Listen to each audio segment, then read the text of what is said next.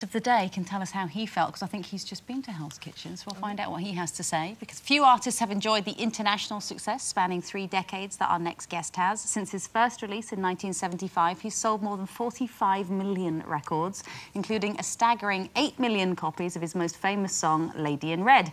He shows no signs of slowing down, as he's just recorded his 17th studio album that's packed full of timeless classics such as this.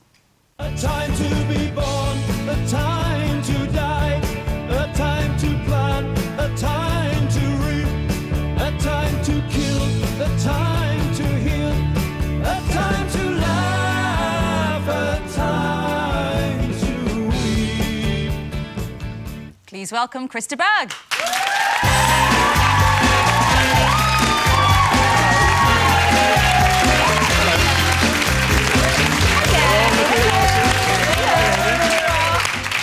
No, you're looking more gorgeous than I am. Actually. So, no, sorry, you haven't been. You are going to Hell's Kitchen, is that right? You're going Yeah, to... going tomorrow night. Have you... And if that man is rude to me... I've never met him, I'm sure he's a pussycat, actually. But what would you do if he tried to be intimidating? I would tell him, number one, to F off, and then I would stand probably on a chair and look him in the eye, like this, because he's quite tall. Don't break it, they're not very good, they're cheap. I'd say, Mr. Marco Pierre White, mind your manners. You're right. I mean, but I don't think he doesn't tend to be rude to people. I think his manner is more intimidating. Yes, but making people feel insecure and scared. You were saying earlier that the people that go on that know what they're going to get. Yeah. So you know, a lot of these celebrity shows are about intimidating celebrities to make everybody else out there feel, well, they're not such a big deal at all. Would you not think that, like, fans would be intimidated when they met you? Have you not had that experience? Well, actually, they I felt have, a little bit overwhelmed. Well, you noticed I'm quite small, so they don't get too overwhelmed. But I did a show in Istanbul last year, for example, and I met about 20 people before the show who'd come from all over the world to say hi. And walking up, I could see a lot of them sort of shaking. And I was is it cold? What's happening here? But you know, I have heroes as well, and certainly meeting, you know, people like Steven Gerrard. Good luck tonight, by the way. It's a tough call, that one. For the first time, and also Bob Dylan for the first time when I met him, and I couldn't believe this man had ever heard of me, you know. And we spent the evening drinking gin tonics, and he Where said, did you meet Bob Dylan? In a hotel in London. In fact, the guy from the Byrds, that song we just heard, Turn, Turn, Turn, was from the Byrds. Their hit, yeah. He took me over and he said, hey, Bob. And this guy turned, you know what? And Dylan looks at me and he says, hey, I've got your record in my car in Minnesota. And I went, really? How cool is that? Wow. Great. Isn't that something? Did you feel intimidated by him, though, or did you feel just in awe? Or... In awe. Because really? you meet somebody who's done so much with their lives, fantastic things to which you can never aspire yourself. And you know, that's the way I. But if I meet somebody who is in awe of me, hi ladies,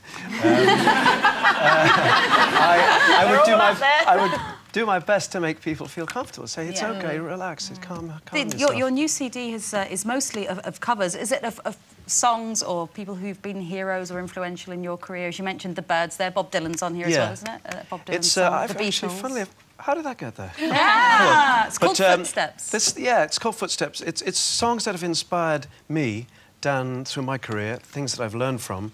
For example, if I could sing my way through Turn, Turn, Turn, you've just had, we've got The Long and Winding Road, remember that one? And we've got Africa, a great song, that one.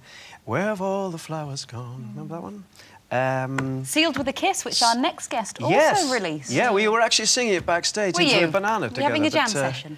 So we gotta say goodbye. So basically what this is a selection of songs that have inspired me and helped me as a songwriter and a performer. But how did you choose them, though? Because there must be loads. There was a list of about 500 I started with. Yeah. Yeah, a short list, and I whittled them down. It had to be love the song, love singing it, and still perform it and learn from it. So it's a personal thing for you, isn't it?